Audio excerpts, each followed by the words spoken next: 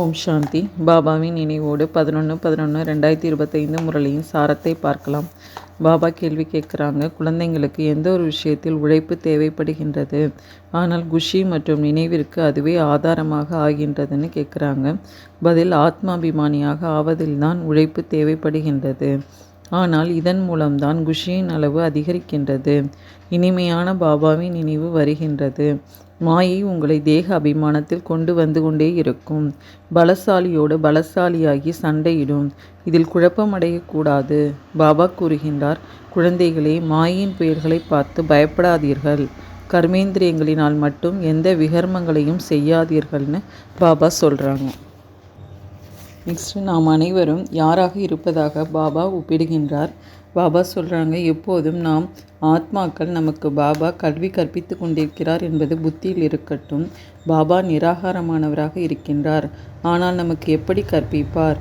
ஆகையினால்தான் பாபா இந்த பிரம்மா உடலில் வந்து கற்பிக்கின்றார்.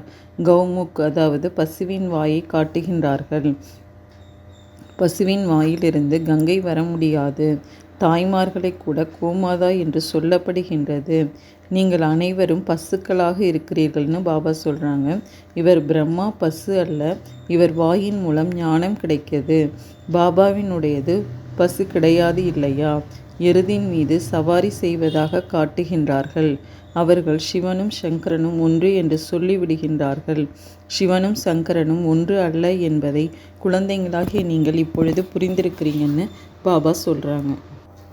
நெக்ஸ்ட்டு, எது தூய்மை இழப்பதற்கானது, எது தூய்மையானது என்று பாபா கூறியிருப்பது என்ன? பாபா சொல்கிறாங்க, சத்யுகத்தில் தாய்மார்களுக்கு மகிமை இருக்குது. முதல்ல லக்ஷ்மி, பிறகு நாராயணன். அம்பாளுக்கு எவ்வளோ மதிப்பு வைக்கிறாங்க. பிரம்மாவின் குழந்தை ஆவார். பிரம்மாவிற்கு அவ்வளோ மகிமை கிடையாது.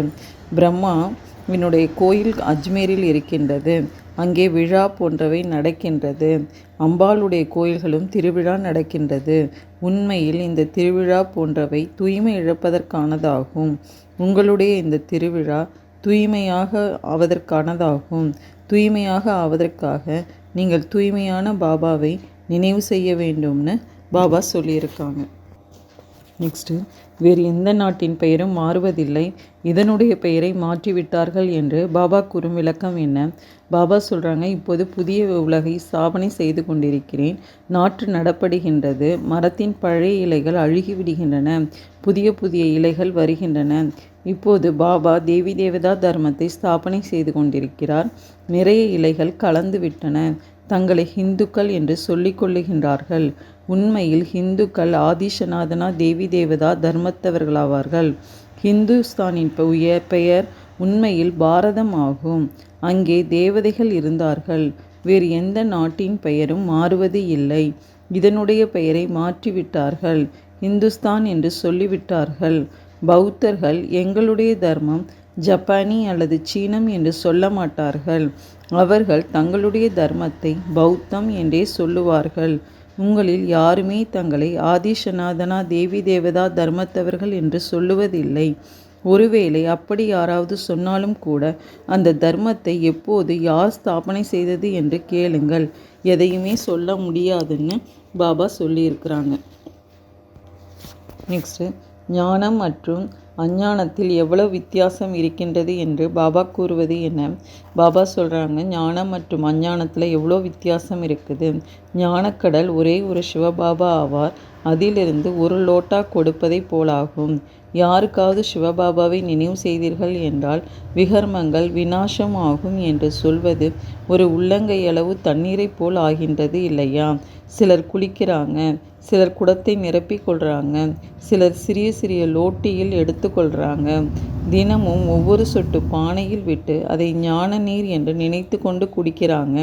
வைஷ்ணவர்கள் வெளிநாடுகளுக்கு கூட கங்கை நீரை குடத்தில் நிரப்பி கொண்டு செல்கிறாங்க. பிறகு கேட்டுக்கொண்டே இருக்கிறார்கள். இப்போது இந்த தண்ணீர் முழுவதும் மலையிலிருந்து தான் வருகிறது. தண்ணீரை மேலிருந்து கூட விழ வைக்கிறார்கள்னு பாபா சொல்கிறாங்க. நெக்ஸ்ட்டு, பாபா கலியுகத்தில் இருக்கும் நிலத்தை பற்றியும் சத்யுகத்தில் இருக்கும் நிலத்தை பற்றியும் கூறுவது என்ன? பாபா சொல்கிறாங்க, இன்றைக்கு பார்த்தீர்கள் என்றால் 100 மாடி கட்டிடம் கூட கட்டுறாங்க. சத்யுகத்தில் இப்படி நடக்காது. அங்கே உங்களுக்கு அவ்வளவு நிலம் கிடைக்கும். கேட்கவே கேட்காதீங்க. இங்கே வசிப்பதற்கு கூட நிலம் இல்லை. ஆகையினால் இத்தனை மாடிகள் கட்டுறாங்க. அங்கே அளவு கடந்த தானியங்கள் உருவாகின்றன. அமெரிக்காவில் அதிக அளவு தானியம் உற்பத்தி ஆகிறது என்றால் எரித்து விடுகின்றார்கள். இது மரணலோகமாகும், அது அமரலோகமாகும். அங்கே நீங்கள் அரைக்கல்பம் சுகத்தில் இருக்கின்றீர்கள். காலன் உள்ளே நுழைய முடியாதுன்னு பாபா சொல்லியிருக்காங்க. நெக்ஸ்ட், எது உழைப்பு தேவைப்படுகின்றதுன்னு பாபா கூறுவது என்ன? பாபா சொல்கிறாங்க, குழந்தைங்களாகிய நீங்கள் இந்த குறிக்கோளின் சித்திரத்தை, லக்ஷ்மி நாராயணின் சித்திரத்தை ஒவ்வொரு வீட்டிலும் வைக்க வேண்டும். நாங்கள் படித்து இப்படி ஆகி கொண்டிருக்கிறோம் என்று நினைக்க வேண்டும். பிறகு அழவே கூடாது. யார் அழுகின்றார்களோ அவர்கள் இழக்கின்றார்கள். தேக அபிமானத்தில் வந்து விடுகின்றார்கள். குழந்தைகளாகிய நீங்கள் ஆத்ம அபிமானியாக ஆக வேண்டும். இதில்தான் உழைப்பு தேவைப்படுகின்றது. ஆத்ம அபிமானியாக ஆவதின் மூலம்தான் குஷியின் அளவு அதிகரிக்கின்றதுன்னு பாபா சொல்லியிருக்காங்க. நெக்ஸ்ட்டு, எதை பார்த்து நாம் பயப்படக்கூடாது என்று பாபா கூறுவது என்ன? பாபா சொல்கிறாங்க, மாயின் புயல் வரதான் செய்யும். பாபா, அதாவது பிரம்ம பாபா சொல்கிறாரு, அனைவரையும் விட அதிகமான புயல் எனக்கு வருகின்றது. ஏனென்றால் அனைவரையும் விட நான் முன்னால் இருக்கின்றேன். என்னிடம் வருகின்றது. ஆகையினால்தான் நான் புரிய வைக்கின்றேன். குழந்தைகளிடத்தில் எவ்வளவு வரும், குழப்பம் அடைவார்களே என்று நான் புரிய வைக்கின்றேன். அநேக விதமான புயல்கள் வருகின்றன. அது அஞ்ஞான காலத்தில் கூட வந்திருக்காது. அப்படி வருகின்றது. முதலில் எனக்கு வர வேண்டும். இல்லை என்றால் குழந்தைகளுக்கு எப்படி புரிய வைப்பேன்? இவர் பிரம்மா பாபா முன்னால் இருக்கின்றார். பலசாலியாக இருந்தால் மாயும் கூட பலசாலியோடு பலசாலியாகி சண்டையிடுகின்றது. மல்யுத்தத்தில் அனைவரும் ஒரே மாதிரி இருப்பதில்லை. முதல் 2 3ஆம் தரம் என்று இருக்கின்றது. பாபாவிடம் அனைத்திலும் அதிகமான புயல் வருகின்றது. ஆகையினால் பாபா சொல்கிறார், இந்த புயல்களை பார்த்து பயப்படாதீர்கள். கர்மேந்திரியங்களால் மட்டும் பாவ கர்மங்கள் செய்யாதீர்கள். ஞானத்தில் வந்திருக்கிறோம் என்கின்ற போது இது ஏன் இப்படி நடக்கின்றது? இதைவிட ஞானத்தை எடுக்காமல் இருந்திருக்கலாமே என்று நன்றாக இருந்திருக்கும்னு அந்த எண்ணமே வந்திருக்காதே என்று நிறைய பேர் கேட்கின்றார்கள். இது யுத்தம் இல்லையான்னு பாபா சொல்லியிருக்காங்க. அச்சா, ஓம் சாந்தி.